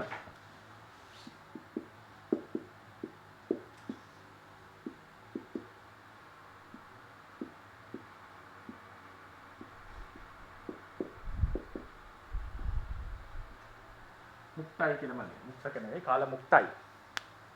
ඉපැත්මක් නැති ධර්ම කාල මුක්තයි. ඕකේ ප්‍රශ්නයක් අහන්න පුළුවන් කෙනෙක්ට පරමත්ත ජාතික ආදී ධර්මයන් කොහෙටද වැටෙන්නේ කියලා ඒක අපි එදාට කතා කරමු. පරමත්ත ජාතික කියන මාතෘකාව යටතේදී ඒක අපි කතා කරමු. ඒක කොහොමද අකාලික නොවෙන්නේ කියලා. ඒතකොට සාමාන්‍යයෙන් ඉපදීමක් නැති ධර්මය නිවන කියලා කියන්නේ කාලමුත්තක ධර්ම. තව වචනයක් තමයි අපි ඒකත් පොඩ්ඩක් කතා කරලාම යන්. මම ඊට පස්සේ තව එක කතාවක් කියලා අද අවසන් කරනවා. ඊළඟ මාතෘකාව තමයි හෙට ගන්න. ධර්මතාවයක් ගැන අපි කතා කරන්න තියෙනවා ඉස්සරහට. ඒක හෙට කතා කරනවා. ඊට කලින් පොඩි එකක් කියන මේ කාලය ගැන කතා කරමු නිසා තව පදයක් අහලා ඉන්නේ අකාලිකයි කියලා නේ. ධර්මයේ අකාලිකයි කියලා. කාලමුත්තකයි අකාලිකයි කියන එක දෙකක්. ථේරවාදීන්ගේ නිර්වචනයේ හැටියට අකාලිකයි ධර්මයේ කියලා කියනකොටත් අපි සමහර වෙලාවට නිර්වචනය කරනවා ධර්මයේ හැමදාටම වළංගුයි. කමන්නේ මේ වචනේ ටිකක් ඇඟට දැනෙන ලස්සන එකක්. කියන්නේ හැමදාටම මේ ධර්මයේ වළංගුයි කියන එකනේ ධර්මතාවයක් ලෙස ක්‍රියාත්මක වෙනවා. කාලයකට වළංගු නැහැ කියන එකට කියලා තමයි අදහස් කරන්නේ. නමුත් ඒක නෙවෙයි තේරවාදීන්ගේ අකාලික කියන එකේ නිර්වචනය. ඊටාම වැදගත්. තේරවාද නිර්වචනය මේකයි. මොකද්ද මේ තේරවාද නිර්වචනය කියලා කියන්නේ? සංගායනා තුනකින් ආපු ධර්මය. මොකද හේතුව අනිත් නිකායවල පළවෙනි දෙවෙනි සංගායනාව තියෙනවා. තුන්වෙනි සංගායනාව සංග්‍රහ වෙන්නේ නැහැ අනිත් නිකායේ. ඒක තේරවාදීන්ට විසරක් ආවේනික වෙච්ච සංගායනාවක්. ඊට පස්සේ ඒකෙන් පස්සේ මහා විහාරය ස්ථාපිත වෙලා ආපු අර්ථ ණය ක්‍රමය. කවුරු හරි ඒකට චැලෙන්ජ් කරනවා නම් ඒක වැරදි කියනවා නම් ඒක වෙනම කතාවක්. ඒක වෙනම තර්කණය කරන්නට ඕනේ. නමුත් මේක ඇතුලේ ඉන්නකොට තේරවාදීන් නිර්වචනය මෙහෙමයි. තේරවාද ධර්මය අපි ඉගෙන ගන්න. එහෙනම් තේරවාදීන් නිර්වචන තියෙනවා. ඒ නිර්වචනයක් අපි චැලෙන්ජ් කරනවා නම් ඒකට එරෙහි වෙනවා නම් ඒකට කරුණු සාධක ඇතිව සූත්‍ර අනුසාරයෙන් ඇතුලෙන් කතා කරන්න. ඒක ඇතුලෙන් කතා කරන්නට ඕනේ. එතකොට තේරවාදීන්ගේ නිර්වචනයේ හැටියට ඒකෙන් මම කියන්නේ මේක හරි කියන එකවත් මේක පිළිගන්න කියන එකවත් නෙමෙයි මේක තමයි තේරවාදීන්ගේ නිර්වචනය. අකාලිකයි කියන එකේ තේරුම ප්‍රතිඵල ලබා දෙන්නට කාලයක් ගන්නෙ නැහැ. ප්‍රතිඵලයක් ලබා දෙන්නට කාලයක් ගන්නෙ නැහැ. එතන කාලය කියලා ගන්නේ අර පඤ්ඤත්ති කාලය. අපි ෆිලොසොෆිකල් කතා කර බොහෝ කල් ගන්නෙ නැහැ. බොහෝ කල් ගන්න නැහැ කියන්නේ බොහෝ සිත් ගානක් ගිහිලා 아무තු යන්නේ. මොකද හේතුව එතන කාලය කියලා ගත්තේ මෙන්න මේ කියන කාලය අදහසින් නෙවෙයි. හොඳට මතක මේ කාලය ගත්තේ මොනවද? ඉපැත්ම විදීම පදනම් කරගෙන. නිවන කාලෙමුත් එකයි කිව්වෙත් ඒක. අකාලිකයි කියන පදයේ තේරුම මාර්ගය හටගත්තා නම් මාර්ගහිත ඒක ඉස්සරහට අපි කතා කරනවා. මාර්ගහිත හටගෙන නිරුද්ධ වෙනවත් සමගම මේ මාර්ගයේ ප්‍රතිඵලය වෙන ඵලසිත හට ගන්නවා. ඵලසිත හට ගන්නවා. වෙනස් කර්මයක් කරොත් අපි හිතමු දානයක් දුන්නා කියලා. දානයේ විපාක ලැබෙන්නේ කාලයක් යනවා. භව ගානක් යන්නට පුළුවන්. එතන කාල භේදය කියන්නේ කාලයක් ගත වෙනවා. පරක්කු වෙනවා. මාර්ගසිත පහළ වුණා නම් ඊළඟ සනේම විපාක ලබයි. ඒකට අකාලික කියන එකේ අර්ථකථන. තවත් වැදගත් ආචාර්ය අර්ථකථනයක් තියෙනවා අකාලික කියන එකට. ඒ තමයි මාර්ගහිත ඉපදෙනවා කෙලස් කපනකොටම ක්ලේශස්කන්ධය දුක්ඛ ස්කන්ධයෙන් විමුක්තිය ලබනවා ඒ මොහොතේම. ඒකත් අකාලික කියන එක අර්ථකථනය කරපු තව ක්‍රම. මේක තමයි විසුද්ධි මාර්ගයේ තියෙන ක්‍රමය. මාර්ගයට අනතුරුව ඵල චිත්තක්ෂණයවත් පමා නොවි ප්‍රතිඵල ලැබෙනවා. මාර්ගයේ සමහර තවාර්ථකථනයක් තමයි මාර්ගයේ වෙන්නට පුළුවන් සමහර කුසල කර්ම වෙන්නට පුළුවන් ඒව අනුගමනය කරනකොටම ඒ වෙලාවෙම ක්ලේශ ස්කන්ධයෙන් දුක්ඛ ස්කන්ධයෙන් తాවකාලිකව හෝ සදාකාලිකව මිදීම ලැබෙනවා මේ මොහොතේම. ඒක කතා කරන්න ප්‍රහාණය කියන මාතෘකාවට යන්නට ඕනේ.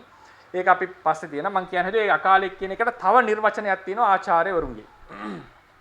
ඉතින් මේ නිසා මේ අකාලික කාල මුත්තක කාල භේදය කියන ඔක්කොම එකට සම්බන්ධයිනේ. ඒ අකාලික කාල කියන නිර්වචනය ඇවිල්ලා තියෙන තේරවාදීන්ගේ මේ කාලය කියන එක පදනම් කරගෙන. ගත වෙන කාලය එක පඤ්ඤත්තියක්. කාලය කියලා කියන්නේ ඇත්තටම ධර්ම પરම්පරාවක් තියෙනකොට ඒ ධර්ම પરම්පරාවේ යම්කිසි ධර්ම ලක්ෂ දෙකක් අරගෙන ඒ දෙක අතර මේක හටගෙන මේක හටගත්තා කියනකොට මේ ගත වෙච්ච මේ ඇති වෙලා නැති වෙන ධර්ම પરම්පරාව පදනම් කරගෙන හිතෙන් ගොඩනගාගත්ත අදහසක් කාලය කියලා කියනවා. සැබවින්ම පවතින ධර්ම પરම්පරාව තේරවාදීන්ගේ හැටියට. ධර්ම પરම්පරාවක් පවතින ධර්ම પરම්පරාවේ ලක්ෂ දෙකක් පදනම් කරගෙන අපි කාලය කියලා අදහසක් ගොඩනගා ගන්න මෙහෙම කාලයක් ගත වුණාය කියලා. ඇත්තටම ධර්ම પરම්පරාව පැවැත්මක් වෙලා තියෙනවා. ඒ නිසා තේරවාදීන්ගේ හැටියට කාලය ප්‍රඥප්තිය. මේ ප්‍රඥප්ති කාලය අරගෙන තමයි අකාලික කියන පදේ විස්තර කරලා තියෙන්නේ. වැඩි කල්යන් නැතුව ඊළඟ ස්නේහම. ඒතර කෙනෙක්ට අහනවා කාලයක් ගත වෙලානේ මොනවා වුණා? ඔය එහෙම ගලුවොත් එහෙම කාලයක් ගත වෙලා මේ අර මොනවද ප්‍රඥප්ති කාලය මේ කියපු එක අරගෙන චිත්තක්ෂණයක්වත් ප්‍රමාද නොවි ඊළඟ චිත්තක්ෂණයම විපාක දෙනවා කියන එකයි මේ කියලා තියෙන්නේ. හරිනේ? ධර්මයන්ගේ කාල බෙහෙදේ ගත්තම හටගෙන නිරුද්ධ වෙච්ච ධර්මයේ අතීතයි හටගෙන තාම නිරුද්ධ නොවිච්ච ධර්මයේ පච්චුප්පන්නයි තාම හට නොගත් ධර්මය අනාගතයි. දැන් මේකෙන් අද අවසාන තැනට එනවා මේ කතාවේදී තේරවාදීන්ගේ තියෙන තවත් වැදගත් නිර්වචන. මේකෙන් තමයි සර්වස්ත්‍රිවාදීන් සහ තේරවාදීන් ප්‍රධාන වශයෙන් වෙනස් වෙන්නේ. සර්වස්ත්‍රිවාදී අපේ දොස්තර නෝනා එදා අහපු ප්‍රශ්නේ අතීත ධර්මයක් කොහොමද අරමුණු කරන්නේ කියලා. අහුවා නේද? අතීත සිතක් අරමුණු කරන්නේ කොහොමද කියලා. මේක තියෙනවා කතා වස්තුවේ අතීතානාගත ආරම්මන කතා කියලා පාත්‍රකාව. අතීත අනාගතාරම්මන කතා වස්තුවේ අවශ්‍යයි බලාගෙන 301 පිටුවේ කතා වස්තු ප්‍රකරණේ 301 පිටුවේ මේකේ පාලි සාකච්ඡාව තියෙනවා. ඒකේ අටුවාවත් එක බලන්න පුළුවන් අය.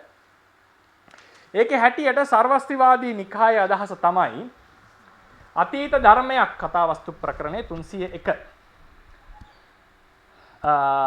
ඒකේ අදහසක් තමයි ඔවුන්ගේ සර්වස්තිවාදී නිකායේ ධර්මයෝ සමකල්ලිම විද්‍යමානයි. සර්ව අස්තිනේ. සර්ව අස්ති කියන්නේ සියල්ල ඇත.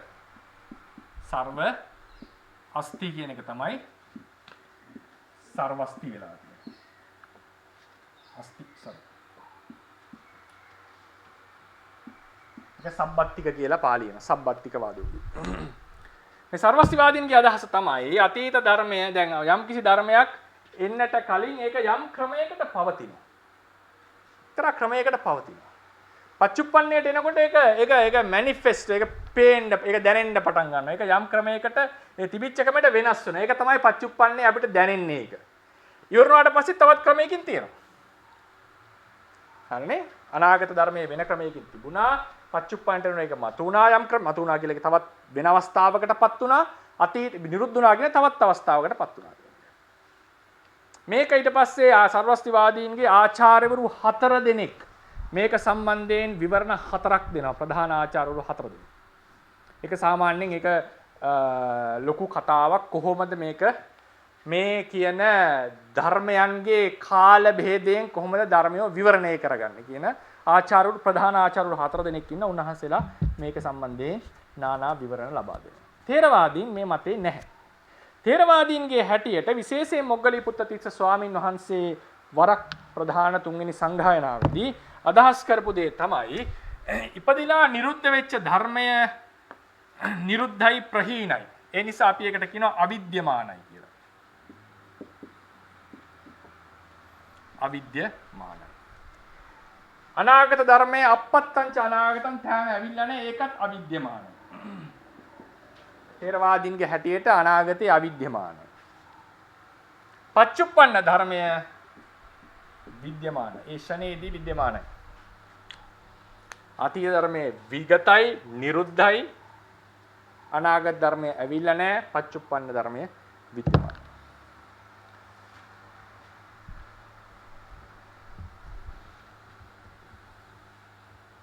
දැන් ඔන්න ආයෙ මම සිහි කරවනවා පරමාර්ථ ධර්මයක තියෙන්නට ඕනේ ප්‍රධාන ලක්ෂණයක් තියෙනවා. අපි කියවනේ ඔහුටම ආවේනික වෙච්ච ලක්ෂණයක් පැවතීම තවත් බෙදිය නොහැකි වීම මේවනේ ලක්ෂණ නේද? අපිට දැනගත හැකි වීම සංප්‍රයුක්ත දහසාජාත ධර්ම සමග හටගන්න බව මේ තමයි පරමාර්ථ ධර්මයක ලක්ෂණ.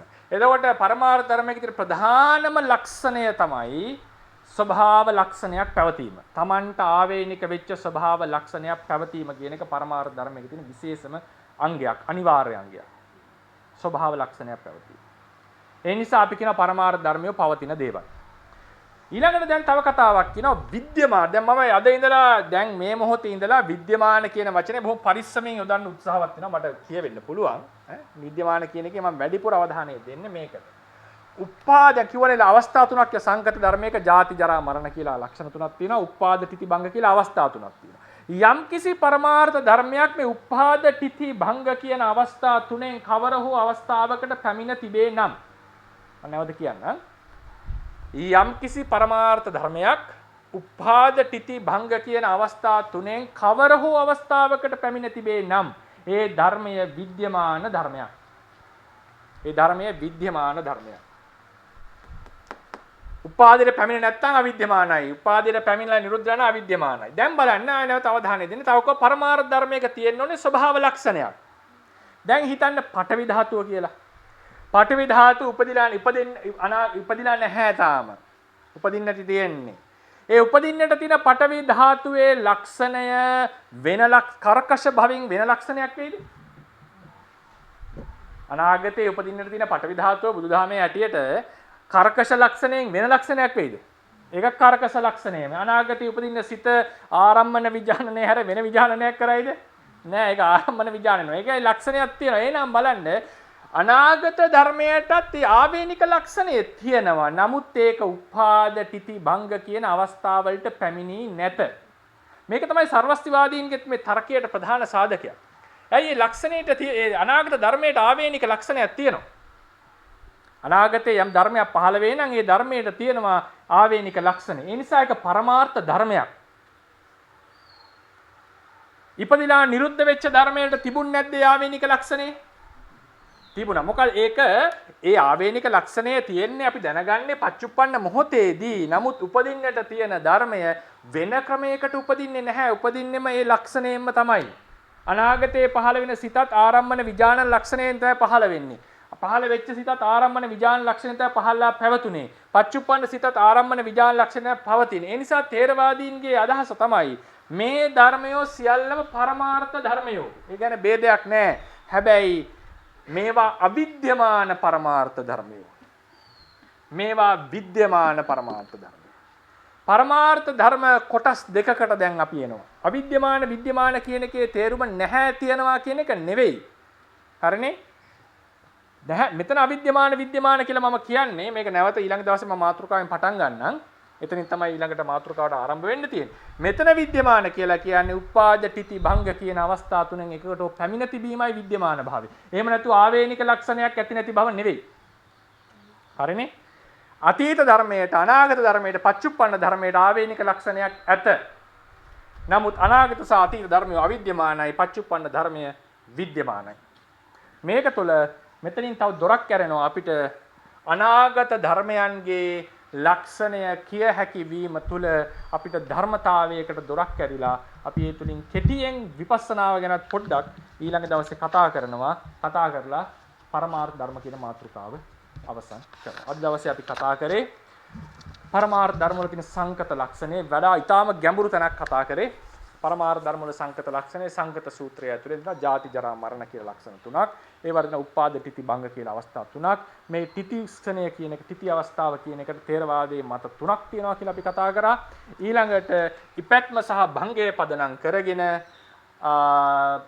ධර්මයන්ගේ කාල බෙහෙදය කියන එක කතා කරා. ඊළඟට සමහර ධර්ම කාල මුක්ත වෙන්නේ ඇයි ඉපැත්මක් නැති වුනාම කියන එක අපි කතා කරා. ඒ නිසා නිවන කියන එක පවතින ධර්මයක්. කාල බෙහෙදයකින් කතා නොකරන්න හේතුව හිටි පැත්මක් නැති නිසා කියන එක අපි කතා කරා.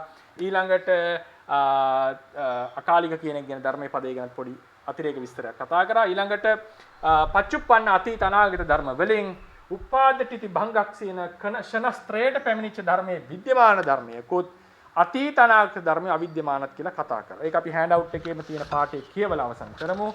ඒකෙදී 20 දී අපි කියනවා 20 වෙනි අංකෙදී සංකත ධර්මයෝ Taman පවතින අවස්ථා අනුව වර්ග තුනකට වෙන් කළ හැකිය.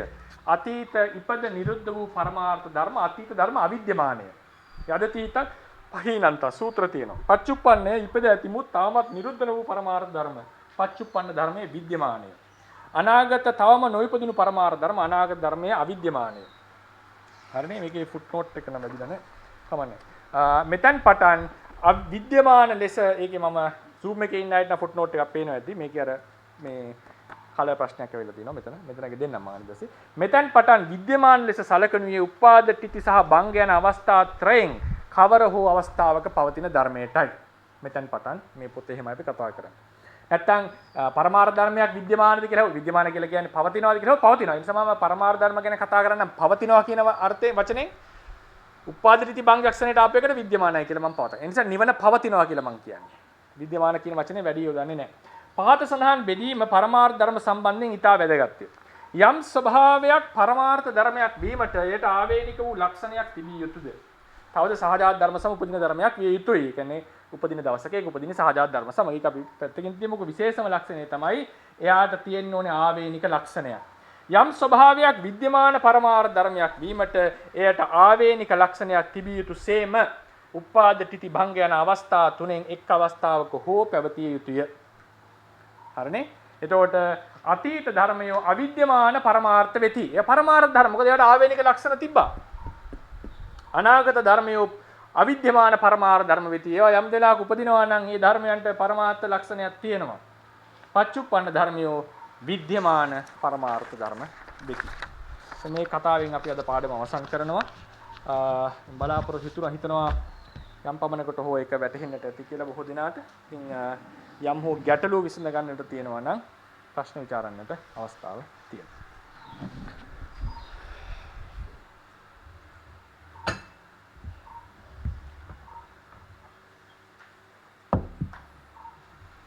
අවසරයි ස්වාමීන් වහන්සේ. අවසරයි ස්වාමීන් වහන්සේ. නම කියලා ප්‍රශ්නේ අහන්නේ. අවසරයි ස්වාමීන් වහන්සේ. ඔව්. මට ඇහෙනවා නම කියලා ප්‍රශ්නේ අහන්න. මියුට් කරන්න ඕනේ.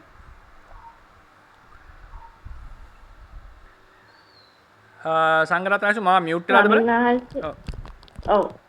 නිවන පවතිනවා නම් හරි. නම කියලා අහන්න. නම මම අනුෂාමරි. අනුෂාමරි. හරි. මම අනුෂාමරි. හරි. අනුෂාමරි. නිවන පවතිනවා නම් ස්වාමීන් වහන්සේ එය පච්චුප්පන්න නේද? ඒකයි මං කිව්වේ පච්චුප්පන්න කියන වචනේ කියන්න බෑ. පච්චුප්පන්න කියන වචනේහි මෑනියෝ තියෙනවා නිර්වචනයක් තේරවාදීන්ගේ හැටියට. අපි සාමාන්‍ය ව්‍යවහාරයේදී අපිට පච්චුප්පන්නයි කියලා හිතෙන්නේ මේ වෙලාවේ තියෙනවා කියන හැඟීමනේ. ඒ තමයි අපේ පච්චුප්පන්න ව්‍යවහාරය. නමුත් අපේ තේරවාද පාළියේහි තේරවාද සම්ප්‍රදායෙහි හැටියට පච්චුප්පන්න කියන වචනය යොදන්න ඕනේ ඉපදිලා තවම නිරුද්ධ නොවිච්ච ධර්මයකට. ඉපදිලා නිරුද්ධ නොවිච්ච ධර්මයයි පච්චුප්පන්න. ඒ නිසා නිවනට හට ගැනීමක් නැහැ. ඒ නිසා නිවනට පච්චුප්පන්නයයි නොකිය යුතුයි. හැබැයි නිවන පවතිනවා. ඒ නිසා පැවතිනවා කියූ පළියට පච්චුප්පන්න වෙන්නේ නැහැ. පැහැදිලි වුණාද මෑණියෝ?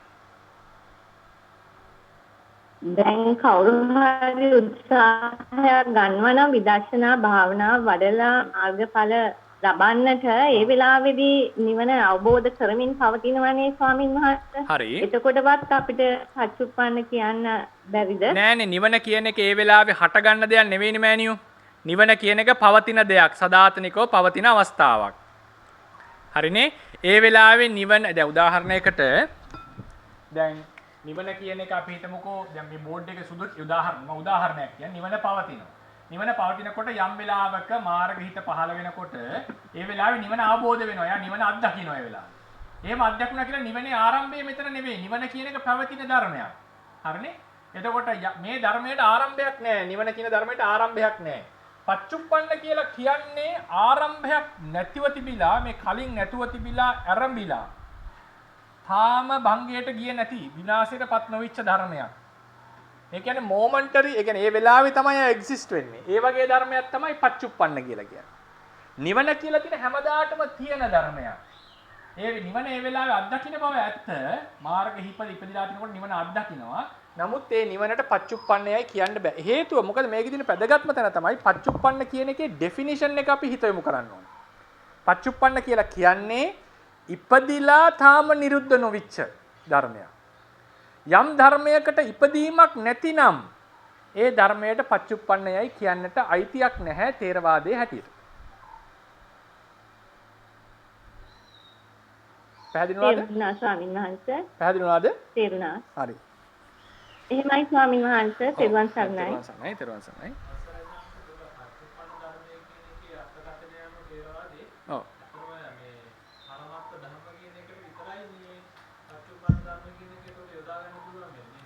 පරමාර්ථ ධර්ම වලට තමයි බොහොම හොඳයි. ඒක ස්වාංශ කෙනෙක් අහනවා තේරවාදීන්ගේ මේ අර්ථකථනයේ හැටියට පච්චුප්පන්න වෙන්නේ පරමාර්ථ ධර්ම විතරද? මොකද හටගෙන නිරුද්ධ නොවිච්ච ධර්මයක්නේ. කතාව හරි. පච්චුප්පන්න වෙන්නේ පරමාර්ථ ධර්මයක් පමණයි. ඒකදී අපි ඉදිරියේදී කතා කරනවා පද හතරක්. පච්චුප්පන්නේ, පච්චුප්පන්න සාමඤ්ඤය, අනාගතේ, අනාගත සාමඤ්ඤය කියලා. හරිනේ? පච්චුප්පන් ලියන්නම් ඕන බෝඩ් එකේ. පච්චුප්පන්නය පේන්නේ නැති වෙන්නේ. කෙලවර වැඩි නේ. හරි. මම මේක කියනවා. කොතනද ලියන්නේ? එතනදී.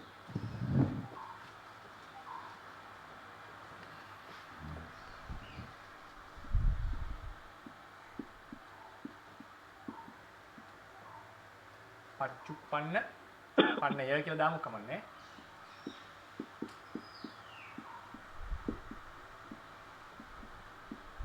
පාලියම ලියන්නේ සාමාන්‍ය ඉර කපලා අනාගත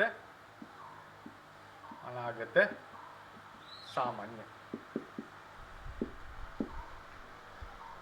මේ මාතෘකා හතරේදී සමහර දැන් ওই පරමත්ත ජාතික කට්ටිය එහෙම මේ පච්චුප්පන්න සාමාන්‍ය අනාගත සාමාන්‍ය වශයෙන් විස්තර කරනවා.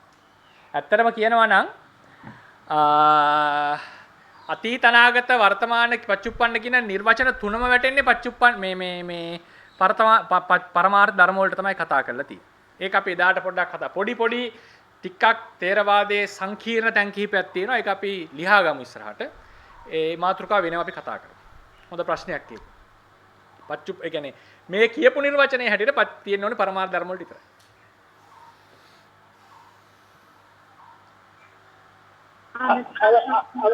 අවසරයි ස්වාමීන් වහන්සේ මම රංජනී. තෙරුවන් සරණයි මෑණියෝ. තෙරුවන් සරණයි. මේ මාර්ගසිතයි ඵලසිතයි පච්චුප්පන්න නේද? මාර්ගසිතයි ඵලසිතයි. ඒ කියන්නේ ඒ වෙලාවට අනුව තමයි ගන්න වෙන්නේ මෑණියෝ. උදාහරණයකට මාර්ගසිත ඉපදෙනවා. දැන් විපස්සනා වඩාගෙන ඉන්නවා. මේකට කියනවා ගෝත්‍ර භූසිත කියලා. ඊළඟ මොහොතේ මාර්ගසිත පහළ වෙනවා. ඊළඟ මොහොතේ ඵලසිත පහළ වෙනවා. මාර්ගසිත පහළ වෙන වෙලාවේ මාර්ගසිත පච්චුප්පන්නයි. ඒ වෙලාවේ ඵලසිත අනාගතයි. තාම ඉපදිලා නැහැ. ඵලසිත පහළ වෙන අවස්ථාවේදී ඵලසිත පච්චුප්පන්න වෙනවා. මාර්ගසිත අතීත වෙනවා. ගෝත්‍ර භූ අවස්ථාවේදී ගෝත්‍ර භූසිත පච්චුප්පන්නයි. මාර්ගසිතයි ඵලසිතයි දෙකම අනාගතයි. මාර්ගසිත උපදින අවස්ථාවේදී මෙයා පච්චුප්පන්න මාර්ගසිත පච්චුප්පන්නයි. ගෝත්‍ර භූසිත අතීතයි ඵලසිත අනාගතයි. ඵලසිත උපදින ලාගේ මාර්ගසිත අතීතයි ගෝත්‍ර භූසිත අතීතයි. දෙවනි ඵලසිත උපදිනකොට පළවෙනි සත් ඵලසිතයි මාර්ගසිතයි ගෝත්‍ර භූසිතයි සියල්ලම අතීතයි. සාදු ස්වාමීන් වහන්සේ තේරුණා. මේ අනිත් එක ගෝත්‍ර භූසිතට නිර්වාණය අරමුණක් පමණයි නේද? නිර්වාණය අරමුණක් පමණයි. ඒක හොඳ ප්‍රශ්නයක්. නිර්වාණය අරමුණක් පමණයි. ඉදිරියේදී අපි ගොඩක් ගැඹුරට විස්තර කරමු. ඇත්තටම මේ විපස්සනා වඩාගෙන එනකොට විදර්ශනා පීති ආවම ගෝත්‍ර භූසිතෙන් අරමුණු කරන්නේ නිවන. මාර්ගසිතෙනුත් නිවන. මම නිකන් පොදුවේ ලියන්න. මේ හැම සිතෙන්ම අරමුණු කරන්නේ නිවන. ඵලසිත වලින්. මේ සිත් වලින් අරමුණු කරන්නේ සංස්කාර. පේන්නේ නැද්ද? පේනවද? සංස්කාර. බෝඩ් එක පේනවද සංගරතරයිස? මේ වලින් සංස්කාර. හරිනේ? එතකොට ඒක පේනවා ස්වාමීන් වහන්සේ. හරි. මේ තමයි සංස්කාර අරමුණු කරන සිත්. මේ තමයි නිවන අරමුණු කරන සිත්. එතකොට අපේ මෑණි හො ප්‍රශ්නේ තමයි මේ ගෝත්‍ර ડોක්ටර් හො ප්‍රශ්නේ තමයි ගෝත්‍ර භූ සිතෙන් අරමුණු කරනවා නිවන මාර්ගසිතෙනුත් නිවන අරමුණු කරනවා. මේ මාර්ගසිතෙන් නිවන අරමුණු කරනකොට තමයි ක්ලේශ ප්‍රහාණය වෙන්නේ. ගෝත්‍ර භූ සිතෙන් අරමුණු කරනකොට ක්ලේශ ප්‍රහාණයක් එක විදිහකට වෙනවා. ඒකට කියනවා අපි කෙලෙස් තුනී වෙනවා කියලා. ඒක සමුච්ඡේද ප්‍රහාණයක් නෙවෙයි. විසුද්ධි මාර්ගයේ අටුවාව දීලා තියෙන්නේ යම්කිසි හඳ වලාපටවල් හතරකින් වැහිලා තියෙනවා තුනකින් වැහිලා තියෙනකොට එක එක සුළඟින් ඇවිල්ලා වලාපටවල් තුනී වෙලා ඉවත් වෙනවා. ඒ වගේ තමයි පරිකර්ම උපචාර අනුලෝම ගෝත්‍ර භූ කියන සිත් වලින් හුලම්පාර මේ සංස්කාර මේ ක්ලේශය තුනී වෙනවා. ඒ තුනී වුණාම තමයි මාර්ග හිතෙන් කපලා දාන්නේ. තුනී වෙනවා කියන එක මේ අර හිතන්නේ අපි දැන් අපි මෙටෆර් එකක් කියන්නේ උපමාවක් ගන්නෙ. එතකොට ගෝත්‍ර භූ හිතෙන් සමුච්ඡේද ප්‍රහාණය වෙන්නේ නැහැ. හැබැයි නිවන දකිනවා. ඒ නිසා ගෝත්‍ර භූ හිතට දස්සන කියන වචනය දෙන්නේ නැහැ. නිවන දැක්කා කියලා සැබවින්ම කියන්නේ නැහැ. දර්ශනය කියලා කියන්නේ මාර්ග හිතට. හේතුව මොකද? හොඳ උදාහරණයක් තියෙනවා. ඒක අපි ඉදිරියේදී කතා කරමු. නාම රූප පවත්ති යටතේ මේ කතා කරන්න වෙන්නේ. එහෙම නැත්නම් විදර්ශනාව යටතේදී. දැන් යම්කිසි කෙනෙක් රාජපුරුෂයෙක් දූතයෙක් රජ්ජුරුවෝ හමු වෙන්නට එනවා. මොකක් හරි වැඩක් කරගන්න එනවා. එනකොට රජ්ජුරුවෝ දැන් පාරේ යනකොට මුණ ගැහෙනවා. මොකද මේ කතා කරගන්න ලොකු වැඩකට එන්නේ. මුණ ගැහෙනවා රජ්ජුරුවෝ පාරේදී. ඉතින් රජ්ජුරුවෝ යනවා. කතා කරන්න අවස්ථාවක් එන්නේ නැහැ. දැන් ඊට පස්සේ රාජපුරුෂයා යද්දී කවුරු හන රජ්ජුරුවෝ මුණ ගැහුණාද?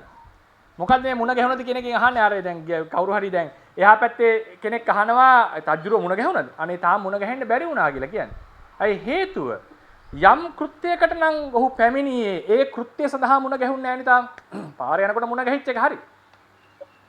එතකොට යම් වෙලාවක මුණ ගැහිලා සන්නස දුන්නට පස්සේ තමයි කියන්නේ නෝ රජුරෝ මුණ ගැහුණා. ඊට පස්සේ උඩේ වැඩේ වුණාද නැද්ද කියන එක වෙනම කතාවක්.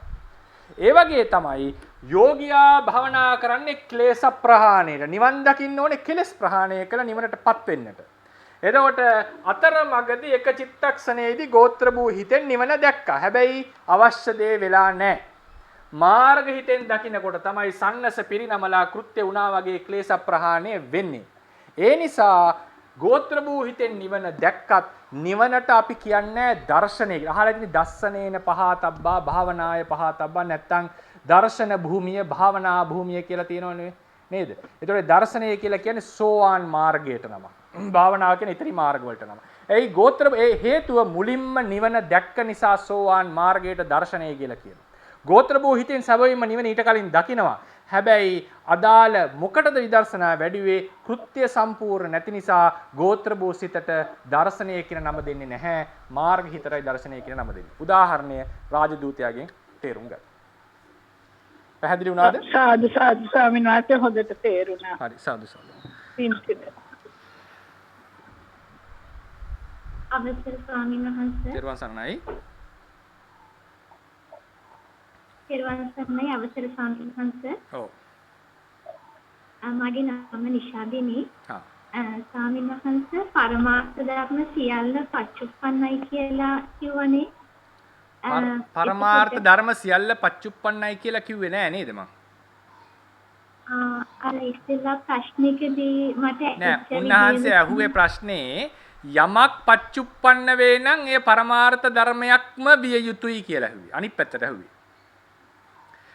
පරමාර්ථ ධර්ම අතීතක් තියෙනවා පච්චුප්පන්නක් තියෙනවා අනාගතක් තියෙනවා.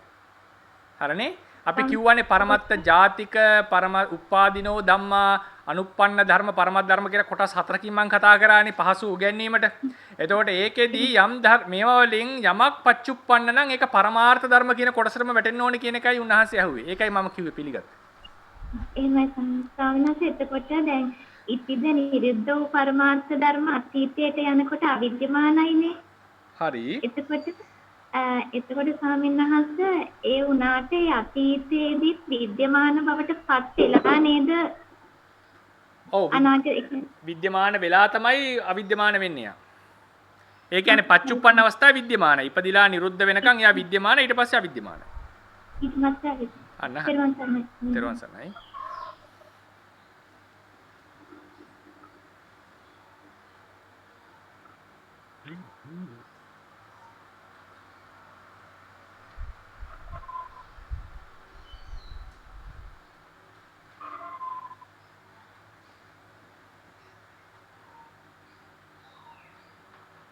තවත් කවුරු හරි ඉන්නවා නම් ප්‍රශ්නයක් විමසලා දැනගන්න එයාට අවස්ථාවක් තියෙනවා ප්‍රශ්න විමසන්න.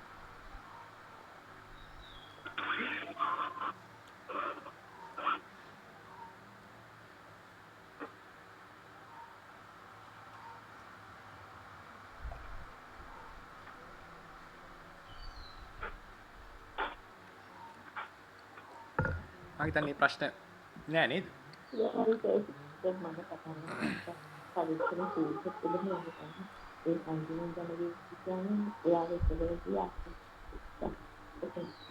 ප්‍රශ්නයක් දහන්නේ?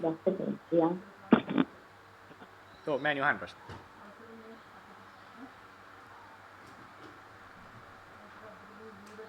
ටිකක් හයියෙන් අහන්න.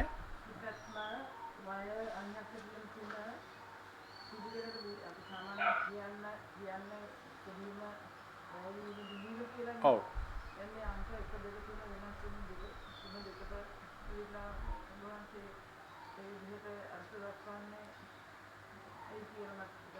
අපේ දොස්තර මෑණියන්ගේ ප්‍රශ්නේ තමයි සාමාන්‍යයෙන් අපි කියන්නේ ජාති ජරා මරණ නේද? ඉපදීම දිරීම බිඳීමනේ. සූත්‍රයේ තිබුණේ කොහොමද? ඉපදීම බිඳීම දිරීම කියලානේ. ජාති මරණ ජරා කියලා. ඇයි ඒකට හේතුව කියලා. ඒ නිසා තමයි දැන් එක හේතුවක් තමයි අපේ පිළිගත් සම්ප්‍රදායයේ කිසි වේදයක් නැහැ උන්වහන්සේම දේශනා කරා. ඊට පස්සේ තව ආචාර්ය මතයක් තමයි මේ ජරාව පිටිපස්සට දැම්මේ ජරාව කියලා අදහස් කරේ මේ දිරීම කියන එක සිංහල භාෂාවෙන් නෙවෙයි. දිරීම පිටිපස්සට දැම්මේ ಜಾති උපදීම බිඳීම දිරීම කියලා දාන්න හේතුව මේ ඒකාචාර්ය මතයක්. තිතිය කියන්නේ තිතස් අඤ්ඤතත්තන්නේ. තිතිය තමයි බිඳී. එතන කරු දෙකක් කියනවා. තිතියේදී දිරනවා කියලා කියන්නේ. තිතිය දෙනවා. එතකොට උපාද තිති භංග කියන එකත් උපාද භංග තිති කියලා තියෙනවා. උපාද ජාති ජරා මරණ කියන එක ජාති මරණ ජරා කියලා තියෙනවා. එතකොට ඒ නිසා තමයි සමහර ආචාර්යවරුන්ගේ අදහසක් තියෙනවා මේ සිත කියන එකට තිතිය කියලා අවස්ථාවක් වෙනමම නැහැ. තිතිය කියලා අවස්ථාවක් වෙනමම නැහැ. ඒ නිසා තමයි තිතිය වෙනම ලිව්වේ. දැන් රූපයට තියෙන බව ඇත්ත සිතට නැති නිසා තමයි උපාද තිති භංග නොකිය උපාද භංග තිති කියලා කිව්වේ කියන එක ඒ ආචාර්ය මතය. ඉතින් ඒ නිසා එක මතයක් අනිත් මතේ තමයි එහෙම ભેදයක් නැහැ. ඒක කිලිම දේශනා විලාස දේශනා කරපු ක්‍රමය කියලා උන්වහන්සේලා දේශනා කරා. ඒකෙන් අදහස් කරේ තිතියට වෙනම එකක් නැහැ. එතකොට එතන බුදුරජාණන් වහන්සේ එතන තිතස්සඤ්ඤතත්තම් පඤ්ඤායති කියලා තියෙන්නේ සන්තති තිතියේ වෙනස් වීම. සන්තති බොහෝ කාලයක් පවතිනකොට ධර්ම પરම්පරාව වෙනස් වෙනවනේ. ඒ කියන්නේ પરම්පරාව වෙනස් වෙනවා කියන එකේ තේරුම දැන් ඔන්න මොනවා හරි ධර්ම પરම්පරාවක් හට ගන්නකොට පස්සේ හට ගන්න ධර්මයෝ මෙයාට වඩා ටිකක් වෙනස්ව හට ගන්නවා. පොඩ්ඩක් වෙනස් වෙනවා මේක පිටපැවැත්ම. එතකොට මේ මොහොතේ වෙනස්ුන්නේ නැහැ. પરම්පරාව කියන්නේ මෙයා නිසා හටගන්න එක වෙනස්ව හටගන්නවා. එතකොට මෙයාගේ පැහැදිලි වෙනසක් අපිට පේනවා. ඒ නිසානේ අපේ රූපකය එහෙම වෙනසක පේන්න පටන් ගන්න කාලයක් ගියාට පස්සේ. නේද? ඒ නිසා මේ සන්තති තිතියෙහි සිදුවෙන වෙනස්කම ගැන තමයි මේ කියලා තියෙන්නේ කියලා. ඒ නිසායි ඒක පස්සට දැම්මේ කියන එක තමයි සමහර ආචාර්ය අදහසක් වෙලා තියෙන්නේ.